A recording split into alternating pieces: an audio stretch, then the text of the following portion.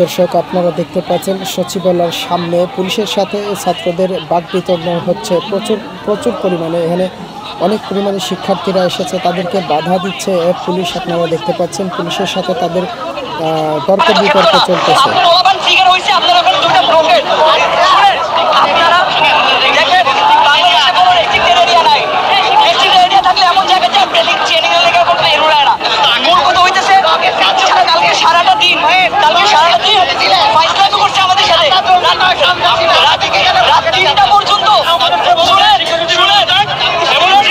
দর্শক আমরা যেটা বুঝতে পারলাম তাতে বোঝা যাচ্ছে এই ছেলেটা বলতেছে যে আজকে আমরা শান্তিপূর্ণভাবেই সমাবেশ করতে চেয়েছিলাম, বা আমরা যে দাবিগুলো জানিয়েছি দাবিগুলো আমরা শান্তিপূর্ণভাবেই চেয়েছিলাম, শুধুমাত্র পুলিশের কারণে আজকে আমাদের এত আজ এই হামলা হচ্ছে, পুলিশের সাথে বাকবিতণ্ড জড়াচ্ছে পুলিশের কারণেই। কারণ তারা আমাদেরকে বাধা সৃষ্টি করেছে, আর বাধা সৃষ্টি করার কারণেই আমাদের যারা শিক্ষার্থী রয়েছে তারা কিন্তু আরও ক্ষিপ্ত হয়েছে, যার কারণে এই সমস্যাটা হয়ে দাঁড়িয়েছে।